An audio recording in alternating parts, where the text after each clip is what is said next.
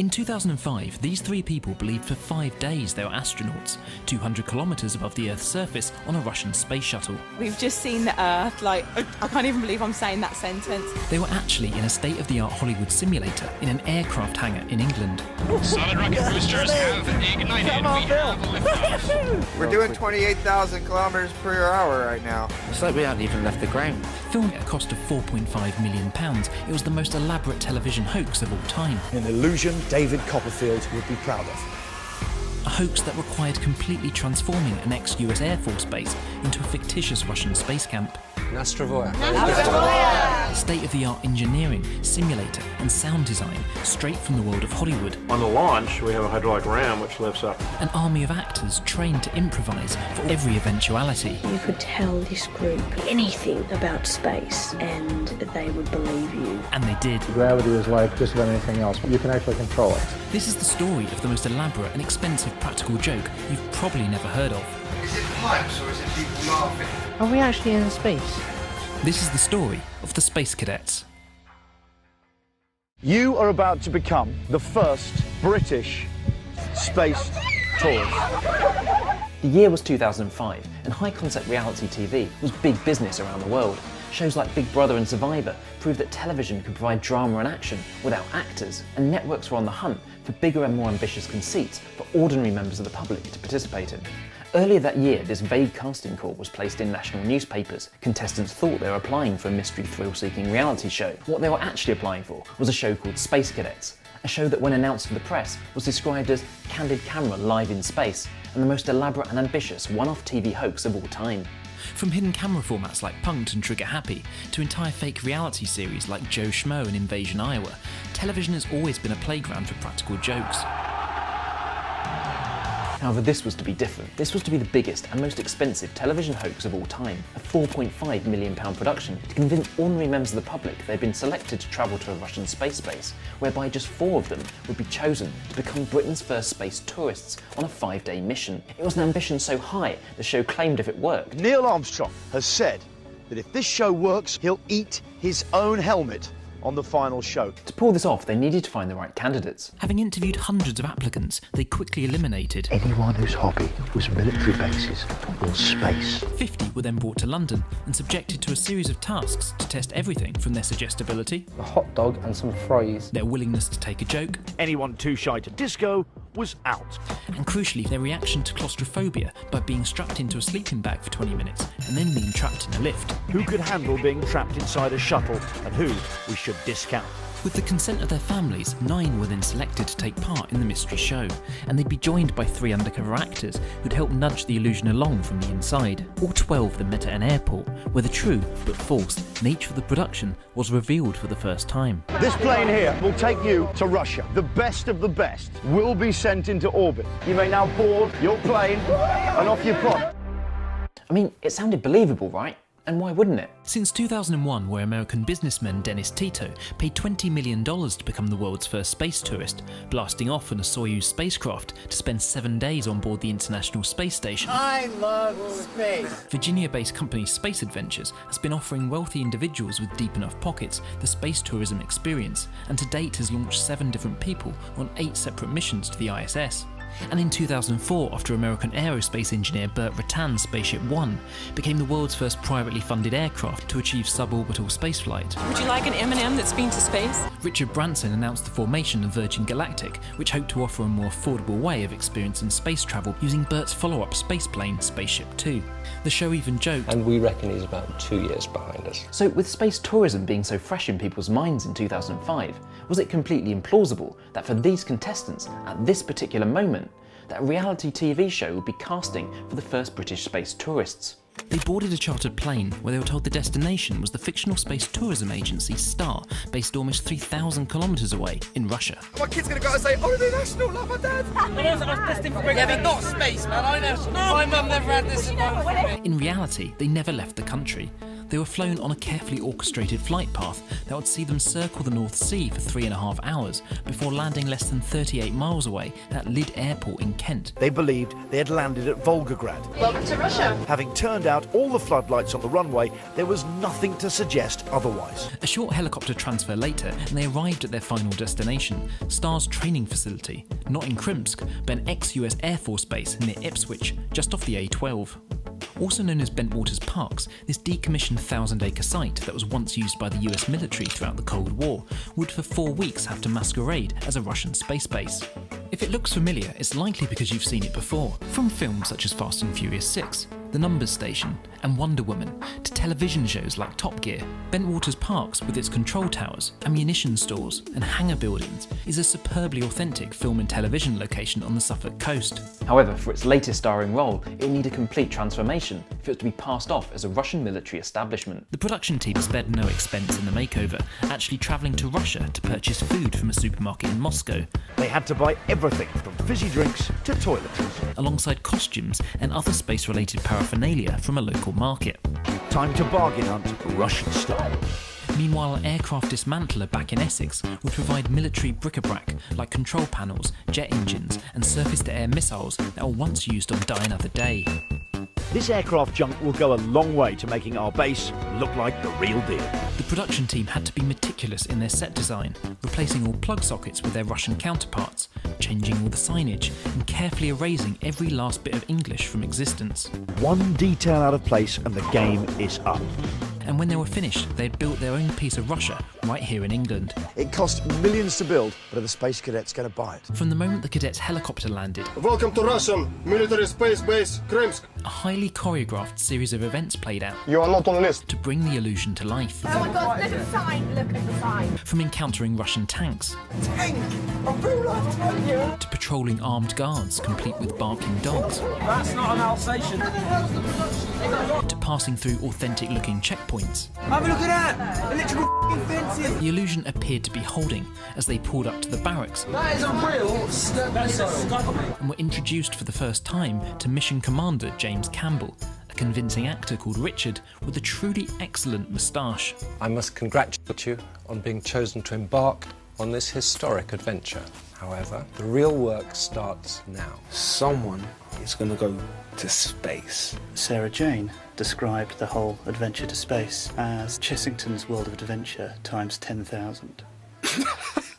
Over the next 3 weeks in the Grant edition of reality shows, they all slept in a shared dormitory as they undertook what they believed to be Star's astronaut training programme, where they were told just 4 of them would be selected to go into space at the end of it all. In the words of Star's mission motto, Eto ni raketströming. Over the following days, they took part in twice-daily PT sessions led by genuine ex-KGB hardman Val. Hardest man I have ever met. Attended space lectures and training that was 80% genuine. Flight director is usually simply referred to as flight.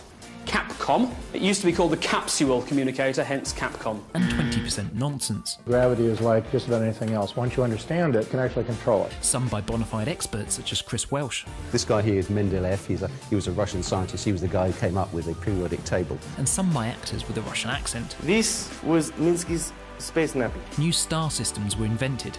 Our galaxy is one of a group called the Hazelnut Cluster. The hazelnut what? The Hazelnut Cluster. New code names made up. Flight dynamics officer is Fido, Lido, Knackers, Mummy. And history rewritten. An entire city is named after this. As a mark of respect, we've stuffed her. As the days ticked by, the team pushed the boundaries a little bit further every time. What's going on? My air pipe is blocked. Excellent. And apart from a few moments where they got close to the truth, I look at Russia, it's cold. It seems to me like England. the subterfuge appeared to be working. Can you imagine being in space floating around with a wicked spacesuit on, man? Them things cost bucks, I'm telling you. Even at times fooling the actors themselves. I actually asked him a question that was a bit tricky. At that point, I thought I was a trainee astronaut. So how was this possible? Why didn't they suspect something was amiss? Well, the answer might lie in a 70-year-old experiment. Group dynamics are one of the most powerful forces in human psychology. In 1951, psychologist Solomon Asch conducted a series of social conformity experiments, exploring how individuals' opinions are influenced by the group around them. Participants thought they were taking part in a visual perception test to match the line on the left and determine which of the 3 lines on the right is equal to it in length. In reality, everyone else in the room was an actor, under instructions on certain questions to unanimously choose the incorrect answer. 2. 75% of those taking part gave at least one incorrect response. 2. Not necessarily because they believed it was right, but because they were potentially thrown off or yielded to the pressure of the group. Inspired by these findings, television shows often conducted their own variations on Asch's classic experiment. From this candid camera stunt in 1962, where unwitting participants entered a lift, only to be surrounded by undercover actors who all insisted on facing the rear. To this casting call for a Darren Brown experiment, where actors were told to stand up and sit down upon hearing a bell, to which genuine participants would quickly end up conforming to. Even though nobody told them to do this. In many ways, Space Cadets, with its immersive alternative reality, an army of actors in authority roles, Imagine it's you in there. Why wouldn't you believe it? was the ultimate conformity experiment. And it appeared to be working. After 3 whole weeks of needless exercise, You never told me it was going to be this tough. 65 hours of somewhat true lectures, If they find out that there's an asteroid heading towards Earth, might we be called upon to try and deal with it? No. and a final exam, I'm just annoyed I ain't got 100%. all the cadets passed out You are all now potential space tourists. in a ceremony that would accumulate with them proudly saluting a Russian poem Entitled Courage and Endeavour. that was actually a recipe for Toad in the Hole.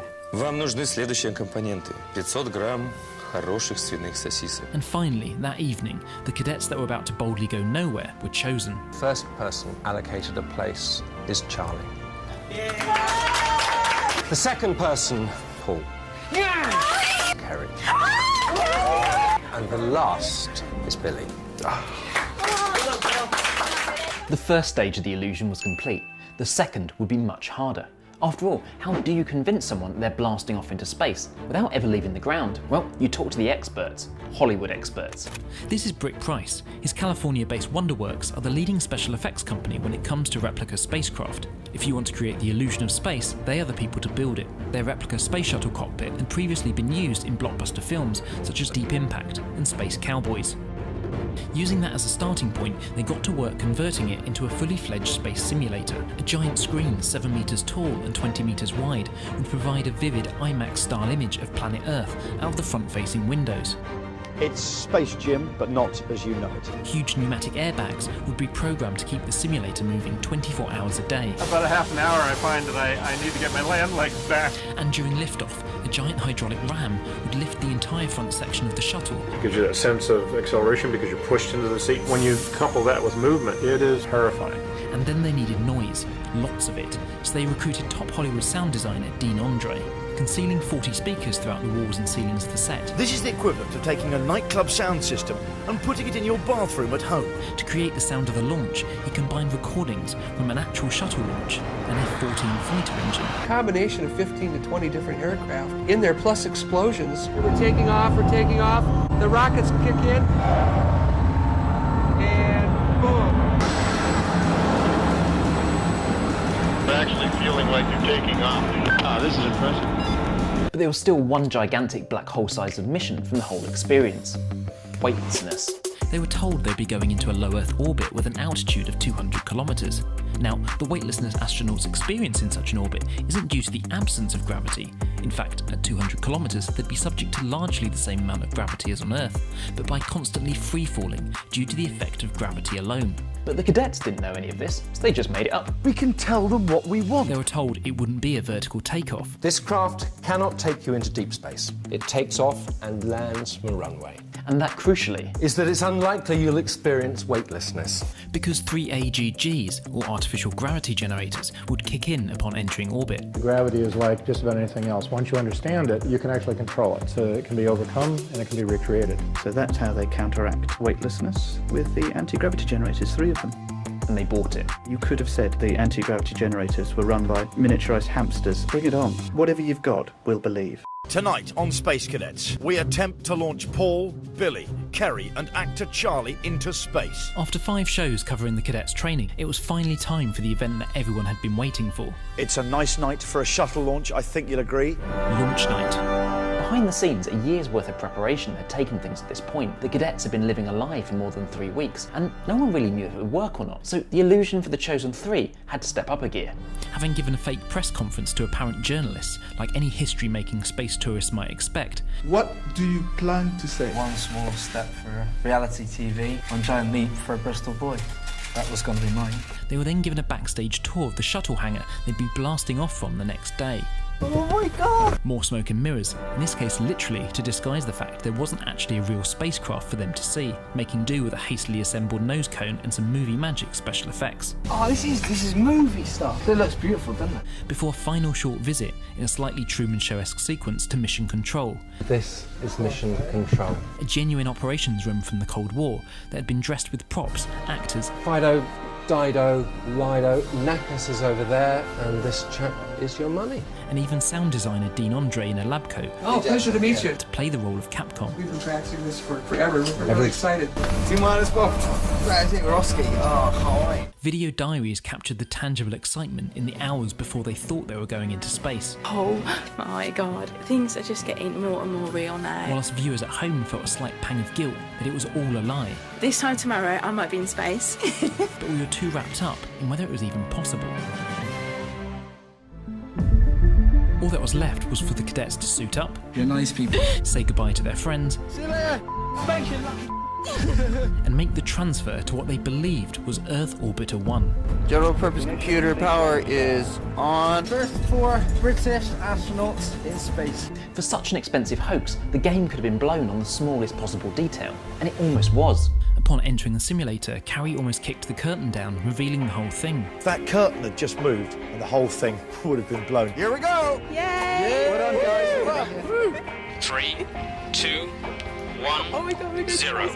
But the problems didn't end there. Capcom Crimps, we have power loss. The hydraulics are moving the shuttle, but inside they can't hear a thing. Could have meant game over. It sounded like someone was trying to start a lawnmower underneath us. Negative Capcom Crimps. Negative Capcom. I thought for a while that it just had failed, the whole system. If it wasn't for the quick thinking and improvisation of the 2 actor pilots. Do some final last-minute checks to ensure everything. They are towing us out. My car's like this in the mornings. After a very tense 2 minutes, the sound problems are ironed out and we have liftoff. Right. 5, 4, We've unhooked from the 2, cockpit. 1, We are going for takeoff, all right? solid rocket boosters have ignited. Come on, Bill. The launch astonishingly went as planned. We're doing 28,000 kilometers per hour right now. This is amazing.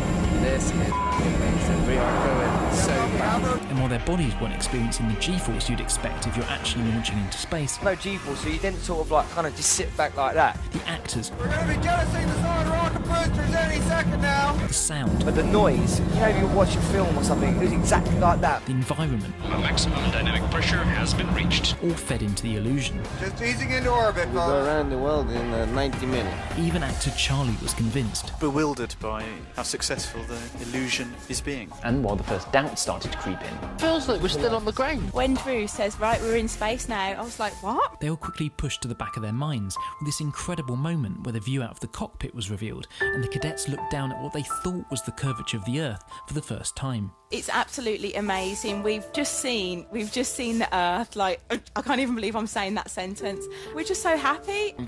I just saw the world. It was a truly brilliant television moment. This was by far the emotional peak and high point of the series. All the problems in the world just seem minor, you know that? From like, that's what they see. They just don't like all the wars and stuff that's going on. It just seems like All the social engineering, the simulator, all brought the show to this point. We're in space. Space is great. Space is the place. We've just seen the Earth. That was humbling. I'm just so deep within it myself. I know where I am, and yet I don't. And I'm just thrilled, and I'm happy, and I'm so proud that I'm lucky that I'm here. The challenge was, having made 3 members of the public genuinely believe they're in space, where do you go from there? Well, it felt as a viewer that the show wasn't entirely sure of that question either. The cadets' orbit around the Earth will not always be smooth space sailing. The title sequence teased aliens, and an earlier episode featured sound designer Dean Andre throwing cat food in his van to recreate a meteor shower. They sound like little bits and pieces of meteor. As part of an event that never materialised on screen. My neighbours think that I'm crazy.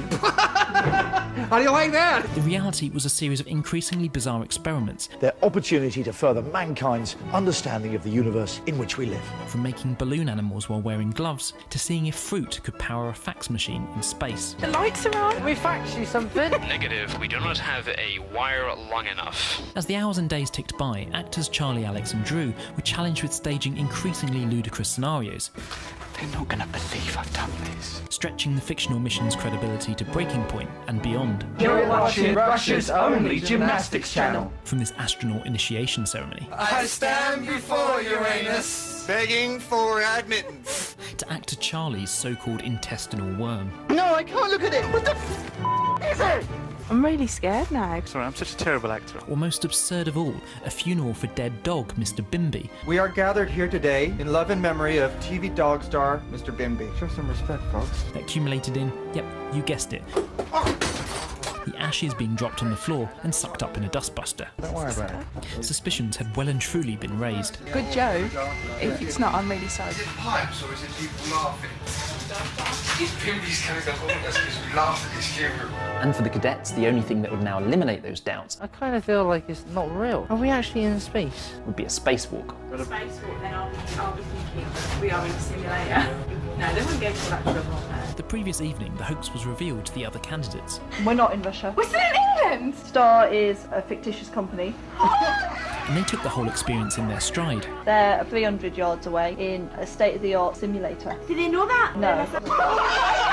We have been had! But how would the cadets on board fare when it was revealed their historical accomplishment was just a big and expensive joke? All I want to do is do the spacewalk, and then I can see the Earth from where I wanted to see it. To prepare for the spacewalk, they entered a capsule that they thought would be moving them away from the shuttle on a robot arm. It's the culmination of both their mission and, in a sense, ours. However, they were instead about to be suddenly brought back to Earth. Now, there've been lots of rumours and discussion about how the grand reveal would actually take place, with many speculating some sort of Hollywood-style emergency.